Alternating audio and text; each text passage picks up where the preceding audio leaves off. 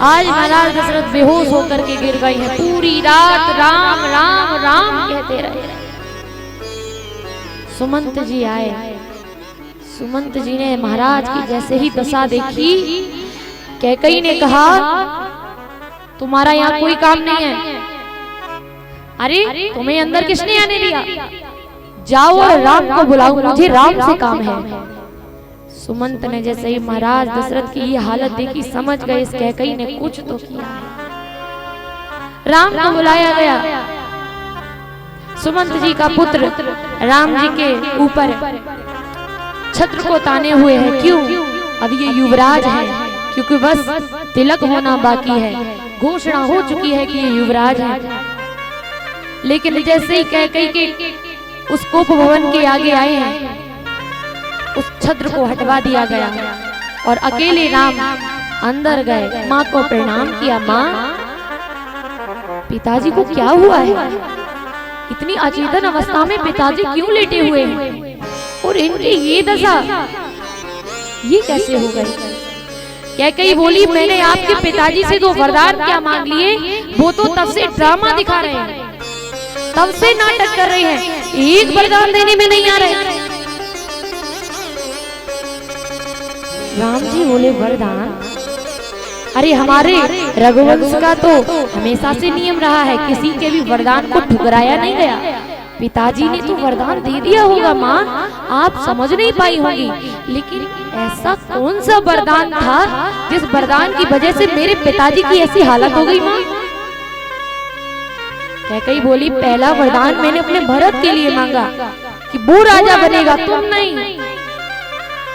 और दूसरा, मैं तुम्हें 14 वर्ष का वनवास देना चाहती हूँ। राम जी बोले, इतनी सी बात? राम जी प्रसन्न हो गए। मेरी माँ ने मेरे दिल की बात जान ली कि राम को बाहर जाकर के रावण का और बड़े बड़े दैत्यों का संहार करना ही पड़ेगा। मेरी माँ ने मेरे दिल की बात छीन ली। आज राम जी बड़े प्रसन्न हुए। इतने प्रसन्न वो राज अभिषेक के लिए नहीं हुए जितने प्रसन्न वो बन जाने के लिए हो गए। बोले, माँ, आपने जैसा वरदान मांगा है मैं वैसे ही बन जाऊंगा। एकदम विशेष उदासीन का व्रत करके जाऊंगा। अन्न को नहीं खा सकते राम जी विशेष उदासीन व्रत में। लोहे को नहीं छू सकते, किसी वस्तु को नहीं छू सकते, किसी नगर में नहीं रह सकते, किसी महल में नहीं रह सकते। राम जी ऐसा वरदान कैकेयी जी ने मांगा। आज राम जी गए और कैकेयी मैया से कहा, अपनी मैया सुमित्रा जी से कहा, माँ, पिता दीन मोहि कानन राजा। हम बड़े प्रसन्न हैं। क्यों? मेरे पिताजी ने कानन यानी वन का राज्य हमें दिया है। माँ, यहाँ का राज्य तो कितना छोटा है, अवध तो कितना छोटा है। मेरे पिताजी ने तो वन का राज्य दिया है, पूरा जंगल पूरा वन हमारा हो जाएगा। कौशल्या बोली, महाराज ने वरदान दिया? महाराज ने ऐसा बोला? बोले, मैया कैकेयी ने भी यही कहा है। अब कौशल्या जानती है कि हम कैकेयी के इतना राम को प्रेम नहीं कर सकते, इसलिए मना नहीं कहा कि तुम्हारे पिताजी ने कह दिया, तुम्हारी माँ ने कह दिया, तो बेटा हम नहीं रोक सकते। अब राम जी अपने राजकीय वस्त्र त्याग करके और राम जी ने भगवा रंग के वस्त्र पहन लिए और मैया कैकेयी के कक्ष में पहुंचे। कहा, माँ, मैं तैयार हूं, मैं अभी वन के लिए निकलता हूं। अब आज्ञा लेने के लिए गए हैं कौशल्या जी से, माँ अब मैं चलता हूँ। जैसे ही सीता मैया ने देखा मेरे पति मुझे छोड़कर के बन जा रहे हैं, बोले नहीं नहीं, मैं आपको नहीं छोड़ सकती। अभी हमारे विवाह का कितना समय हुआ है, हम तो आपके ही सहारे रहते हैं। आप हमें छोड़कर चले जाओगे, हम किसके सहारे रहेंगे? सहारे के लिए तो बहुत लोग हैं, लेकिन हमारा धर्म है आपकी सेवा करना, और हम आपकी शक्ति हैं और आप हमारे बिना नहीं जा सकते, हम यहाँ नहीं रुकेंगे। मैया सीता नहीं मानी। माँ कौशल्या ने कहा, सीता को ले जाओ राम। आज तैयार हो गई माँ सीता। जैसे ही लक्ष्मण जी को पता चला कैकेयी ने मेरे भैया राम के लिए वनवास मांगा है, आज मंथरा पर इतना गुस्सा किया है लक्ष्मण भैया ने, लेकिन भैया की बात नहीं टाल सकते। आज बोले हम भी नहीं रुकेंगे, हम भी अपने भैया के साथ जाएंगे, भैया हम भी जाएंगे। राम जी ने बहुत समझाया, तुम दोनों क्यों परेशान हो रहे हो, वनवास मुझे हुआ है तुम्हें नहीं, तुम क्यों चल रहे हो मेरे संग।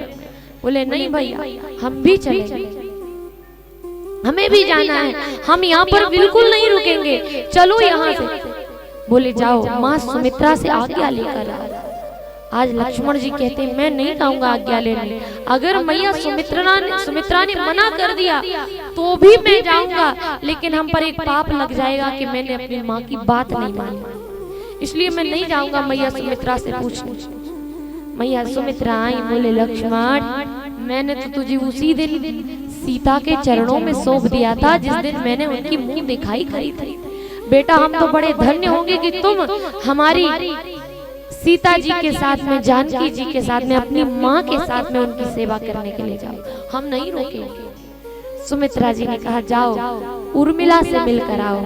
और उर्मिला थाली सजा करके रखी हुई है, दीपक जलाया हुआ है, पानी अपने हाथ में लिए हुए हैं कि हम अपने पतिदेव को, अपने लक्ष्मण जी को जल देंगे, उनकी आरती पूजा करेंगे, तिलक लगा करके वन के लिए विदा करेंगे। लेकिन लक्ष्मण जी सोचते हैं अगर मैं उर्मिला के पास गया और उर्मिला ने हमें देख करके रोना स्टार्ट कर दिया तो मैं इस चीज को सहन नहीं कर पाऊंगा। उसके आंसू देख करके अगर मेरे मन में एक पल के लिए भी आ गया कि मुझे वन नहीं जाना है तो मैं अपने भाई का द्रोही बन जाऊंगा, मैं पापी बन जाऊंगा। इसलिए लक्ष्मण जी उर्मिला जी के पास ही नहीं गए। आज अरुंधति मैया ने, जो गुरुदेव की गुरु, जो राम जी की गुरु माँ है, उन्होंने सीता मैया को बन जाने के लिए साधारण से वस्त्र पहनाए हैं। और कहते हैं जो उर्मिला मैया दीपक जला करके रखी हुई थी, वो दीपक 14 वर्ष तक जलता ही रहा, क्योंकि उस दीपक से लक्ष्मण जी की पूजा नहीं हो पाई, आरती बंदन नहीं हो पाई। इसलिए 14 वर्ष बाद जब लक्ष्मण लौट कर आए तब उसी दीपक से उर्मिला जी ने उनकी आरती उतारी थी। आज तीनों लोग तैयार होकर के चल दिए, सुमंत जी ने रथ पर बिठा लिया। आज सुमंत जी से महाराज दशरथ बोले सुमंत रुक जाओ, मेरे बेटे को कहाँ ले जा रहे हो, अरे कहाँ ले जा रहे हो मेरे प्राणों को, अगर ये चले गए तो सुमंत मैं जिंदा नहीं रहूंगा, मैं मर जाऊंगा, मेरे प्राण रहने वाले नहीं हैं, इसलिए रुक जाओ, मत ले जाओ मेरे राम को। महाराज दशरथ गिरते हुए, उठते हुए, गिरते हुए, भागते हुए आ रहे हैं और कहा सुमंत जरा इधर आओ। सुमंत से कहा देखो बालक है, इन्हें 2-4 दिन घुमा करके वन में वापस ले आना, कह देना बस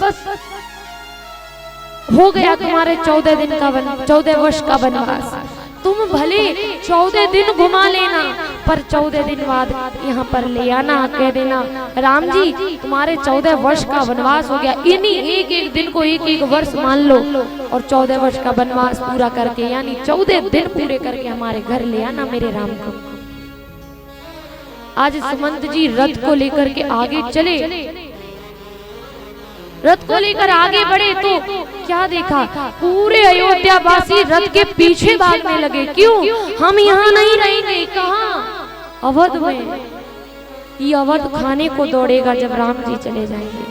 अवध वहाँ जहाँ राम निवासु, जहाँ राम जी का निवास है वही अयोध्या है। जहाँ राम जी रहने लगेंगे हम उसी को अयोध्या मान करके अपने डेरे डाल लेंगे, वहीं बसेरा डाल लेंगे, पर यहाँ नहीं रुकेंगे। राम जी के बिना यहाँ सांस लेना भी हमारे लिए पाप है। सारे अयोध्यावासी राम जी के रथ के पीछे भागने लगे। अब राम जी अयोध्या वासियों को बहुत समझाते हैं, नहीं माने कोई नहीं माना।